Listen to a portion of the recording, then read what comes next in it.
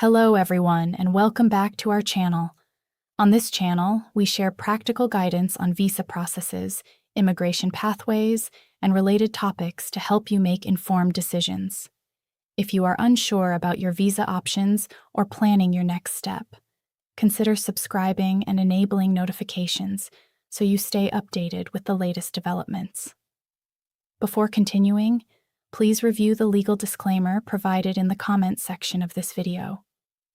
Your dream of owning a home in Europe for just €1 is real, but if you think you can land in Italy, hand over a coin, and walk away with a villa under the Tuscan sun, you're about to discover the truth that most people never tell you.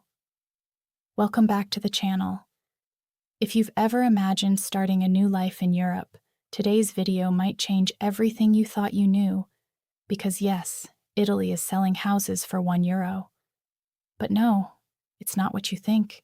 And if you stay till the end, you'll understand exactly how to turn this opportunity into a real relocation strategy and avoid the mistakes that cost people tens of thousands.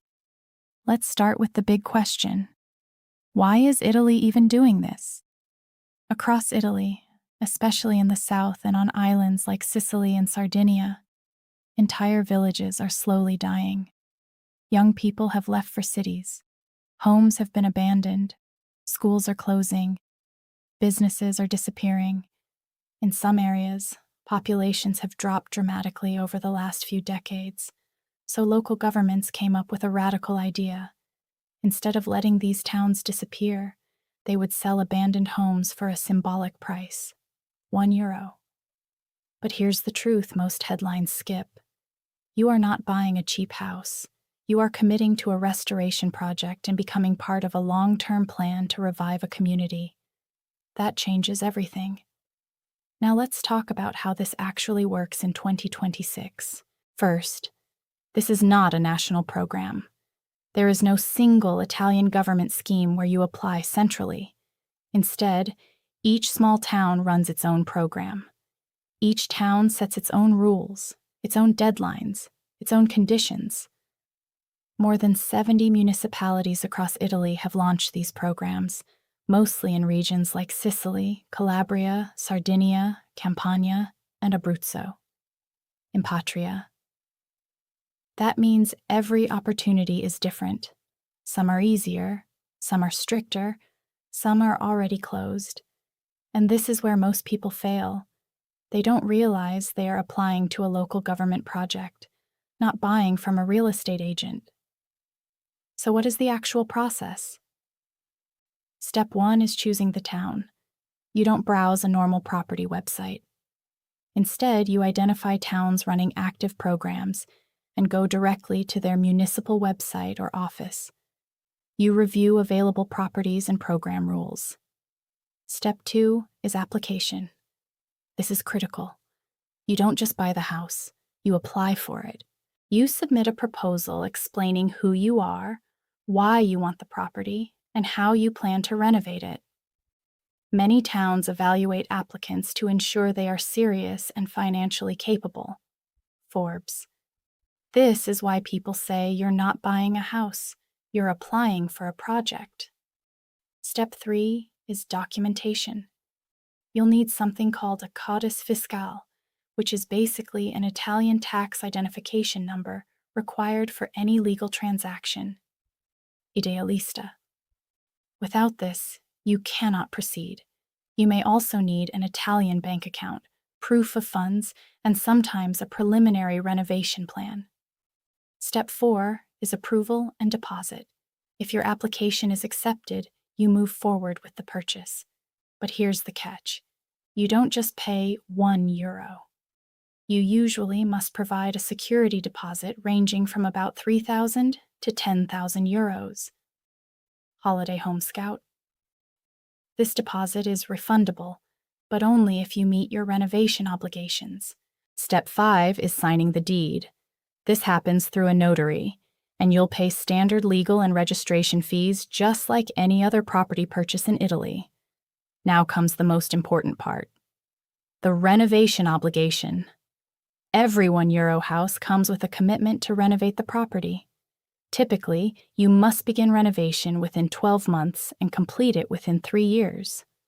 Holiday Home Scout. If you fail to do this, you lose your deposit and may lose the property. And here's the reality most people underestimate. These houses are often in extremely poor condition. We're talking about collapsed roofs, structural damage, outdated utilities, and buildings that may not have been touched for decades. Renovation costs are not small. A typical renovation can range from €20,000 on the low end to over €100,000 depending on the condition. Wise. In some cases, even higher. So no, this is not a €1 investment. It's realistically a €30,000 to €120,000 project when you include everything: renovation, fees, taxes, and furnishing. Holiday Home Scout. Now let's talk about something even more important. Can foreigners actually buy these houses? Yes. There are no restrictions preventing foreigners from buying property in Italy, including €1 houses. Idealista. That includes non-EU citizens. But here's the biggest misconception. Buying a house does not give you residency. Let me repeat that. Buying a €1 house does not give you a visa. It does not give you the right to live in Italy long term. If you want to stay beyond short tourist visits, you must apply for a proper visa, such as an elective residency visa or other long-term permit depending on your situation. Impatria. This is where many people get stuck. They buy the house and then realize they can't legally stay to renovate it. Now let's go deeper into the conditions and hidden rules. Most municipalities require you to submit a detailed renovation plan before approval. Some require you to hire a local professional like a geometra, who manages construction and ensures compliance with Italian building laws. Many properties are in historic zones, meaning renovations must follow strict heritage rules. You cannot just redesign the house however you want. In some towns, there may be requirements to live in the property or establish residency, while others allow you to use it as a holiday home or rental after renovation. My Italian family. And here's another key point. Some programs prioritize applicants who bring value to the community. That could mean starting a business, opening a guest house, or working remotely. This is not just about real estate. It's about economic revival. Now let's talk about grants and financial support. This is where things get interesting. Some regions and municipalities offer additional incentives on top of the €1 purchase. For example, certain programs in Italy offer grants covering up to 40% of renovation costs, sometimes up to around €80,000 depending on the region and project. Facebook. Others provide tax incentives, relocation bonuses, or funding for starting small businesses. But these are not automatic.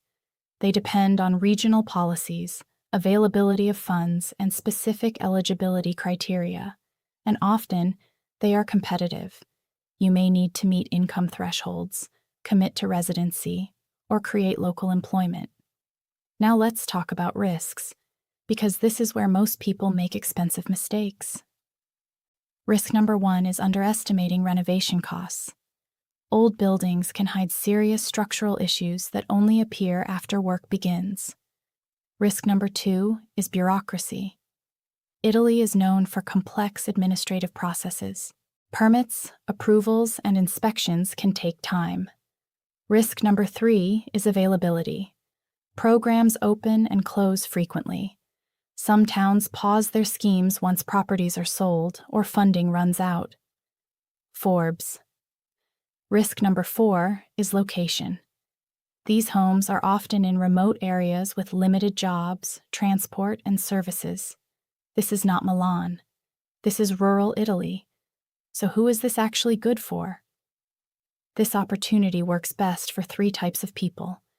First, remote workers who can earn income from anywhere.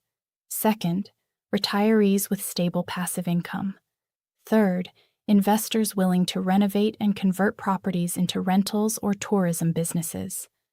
If you are expecting to find a job locally and build a career, this is not the easiest path. Now let's flip the perspective. What are the benefits? You get access to incredibly cheap real estate in beautiful historic locations. You can create a custom home in Italy at a fraction of typical European property prices. You can be part of revitalizing a real community, not just buying into a tourist hotspot. And in some cases, property values in these towns have increased significantly after revitalization efforts. Some buyers even generate rental income through short-term stays. But again, this is not passive. This is a project. Now here's the most important mindset shift.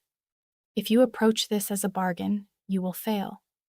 If you approach this as a long-term relocation or investment project, you have a real chance of success.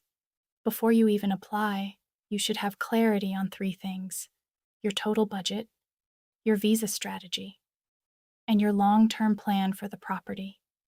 Because without those, this opportunity can quickly turn into a financial burden. And finally, let's answer the question everyone is thinking. Is it worth it? The answer is yes, but only for the right person. If you are serious, financially prepared, and willing to commit time and effort, this can be one of the most unique opportunities in Europe.